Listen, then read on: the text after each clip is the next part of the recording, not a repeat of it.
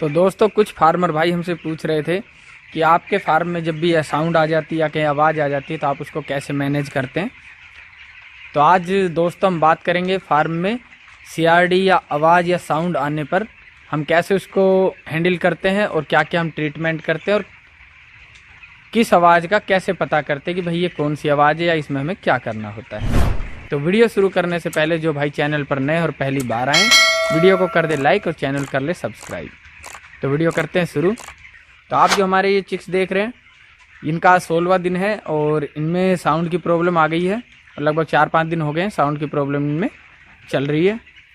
तो हमारे फार्म में क्या हुआ कि फार्म का जो लीटर था पूरा गीला हो गया था और जिस कारण फार्म में साउंड बन गई थी। जो अब आप लीटर देख रहे हैं ये हमने कंप्लीट चेंज कर दिया क्योंकि फार्म का लीटर बिल्कुल ही ख़राब हो गया था।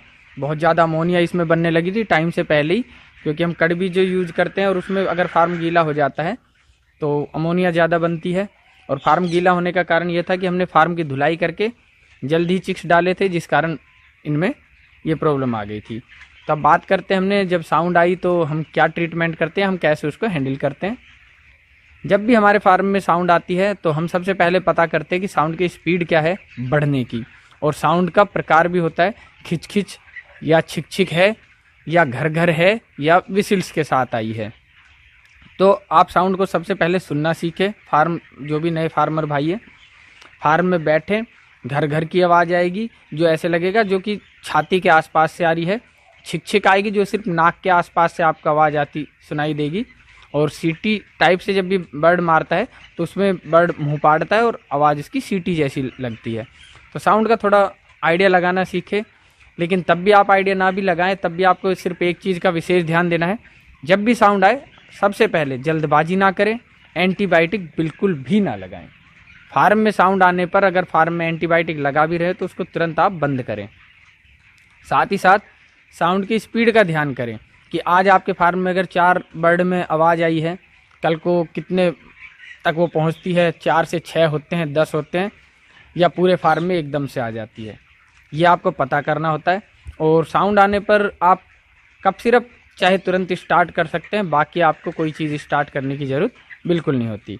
उसके बाद आपको ये देख लेना होता है कि हाँ कितनी स्पीड से साउंड आ रही है। अगर साउंड स्पीडली आती है यानी कि आज 20 बच्चों में थी और कल 100 बच्चों में या 50 बच्चों में हो रही है, यानी कि 1 से 2 दिन में फार्म कवर हो रहा है, पूरे फार्म में आवाज़ होगी, तो फिर वायरल हो सकता है। और साथ ही सीआरडी में भी इतनी स्पीड से ये साउंड आती है तो दोनों में से कोई भी एक हो सकता है। तो उस दौरान तो एंटीबायोटिक हम बिल्कुल नहीं लगा सकते। जब भी फार्म में सीआरडी या वायरल आए तो हम एंटीबायोटिक बिल्कुल भी नहीं लगा सकते। उस दौरान हमें कफ सिरप और विटामिन ई या इम्यूनिटी का कोई भी प्रोडक्ट शुरू करना होता है। और सर्दियों में तो आप जब भी कभी साउंड आए तो कफ सिरप के साथ इम्यूनिटी या विटामिन ई जो है वो लगाएं, क्योंकि सर्दी मारने से भी बर्ड कई बार मैनेजमेंट हम पूरा ठीक भी कर ले रात में फिर भी ठंड लग सकती है बर्ड को, तो जो आवाज़ है वो जाने के बजाय बढ़ती है। अगर साउंड धीमी बढ़ रही है तो आप सिर्फ कफ सिरप लगाएं और उसी कफ सिरप के साथ आप अपना मैनेजमेंट जो है वो सुधारें। टेम्परेचर पर ध्यान दें। तो कम जो आवाज़ होती है लगभग वो कफ सिरप से ही चली जाती है। उसके साथ आप इम्यूनिटी का प्रोडक्ट भी लगा सकते हो। इम्यूनिटी के प्रोडक्ट से ये होता है कि बर्ड इम्यूनिटी नहीं तोड़ता और जल्दी उसकी इम्यूनिटी से आवाज़ जो है वो कंट्रोल हो जाती है और चली भी जाती है। साथ ही हमें फार्म में डेली ध्यान देना होता है कि बर्ड जैसे अभी जो साइज़ है, ये जो बर्ड आप देख रहे हैं इसका जो साइज़ है कहीं ये साइज़ में छोटा तो नहीं हो रहा है। कई बार फार्म में होता है कि बर्ड को आप छांट देते हो फार्म में से। आज हमने जैसे 10 बर्ड छोटे थे हमने छांट दिए, उसके बाद हम फार्म में घूम रहे हैं फिर हमें 5-7 बर्ड छोटे दिखाई दे रहे हैं, फिर हमने उनको निकाल दिया उसके बाद फिर दिख रहे हैं। इस कंडीशन में इन्फेक्शन होने के चांस होते हैं। और उस टाइम जब भी आवाज़ आए और उसके बाद जब भी बर्ड छोटा होने लगे तो आप एंटीबायोटिक लगा सकते हो या आप डॉक्टरी राय के बाद भी एंटीबायोटिक लगा सकते हो। लेकिन अगर बर्ड छोटे होना शुरू हो गया है तो समझो बर्ड ने एंटीबायोटिक मांगना शुरू कर दिया है। कई बार कंडीशन ये भी हो जाती है कि फार्म में वायरल भी है, सीआरडी भी है और इन्फेक्शन भी है, 2-2 3-3 बीमारी आ जाती है। उस कंडीशन में एंटीबायोटिक आप लगाओ, लेकिन आपको थोड़ा या तो बर्ड का पता हो कि इन्फेक्शन के ज़्यादा है या वायरल के ज़्यादा, वरना आप एक ही दिन एंटीबायोटिक लगाएं और उसका रिजल्ट आपको अगर वायरल में प्रॉब्लम करता है तो दूसरे दिन ही आपको रिजल्ट का पता चल जाता, आवाज़ वापस से बढ़ जाएगी। उस दौरान आप एक ही दिन में एंटीबायोटिक का इस्तेमाल करके चेक कर सकते हैं। अब बात करते हैं हमने इसमें क्या किया। हमारे फार्म में जो साउंड थी वो नॉर्मल थी और उसकी बढ़ने की स्पीड भी कम थी, तो हमने एंटीबायोटिक लगाना इसमें बिल्कुल सही नहीं समझा और हमने फार्म में कफ सिरप शुरू किया। और साथ में हमने इम्यूनिटी का एक प्रोडक्ट है जो कि मैं अभी आपको दिखाता चलूँगा, वो प्रोडक्ट हमने लगाया। विटामिन ई की हमें ज़रूरत नहीं लगी क्योंकि बर्ड में अभी इम्यूनिटी काफ़ी अच्छी हमें दिख रही थी, तो हमने सिर्फ 2 प्रोडक्ट लगाए और साउंड हमारी लगभग कंट्रोल में है।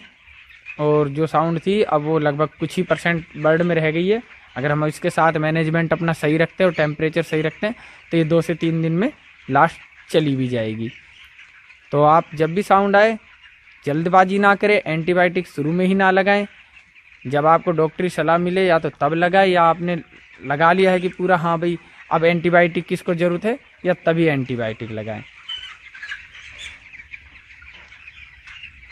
तो दोस्तों हमने इम्यूनो केयर करके इम्यूनिटी का प्रोडक्ट जो है ये वाला यूज़ किया है जो आप सामने देख रहे हैं, और साथ में कफ सिरप में हमने रेस्प्रो फोर्ट यूज़ किया था। आप कोई भी कफ सिरप यूज़ कर सकते हैं, कोई भी आपका जो कहते हैं कि भाई आपको लगता है कि हाँ ये प्रोडक्ट सही है, आप वो इम्यूनिटी का भी यूज कर सकते हैं और कफ सिरप भी आप कोई भी यूज कर सकते हैं। ऐसा नहीं है कि भाई जो आपके प्रॉपर एरिया में या आपके क्षेत्र में जो सही काम करता है उसके हिसाब से भी आप चुन सकते हैं।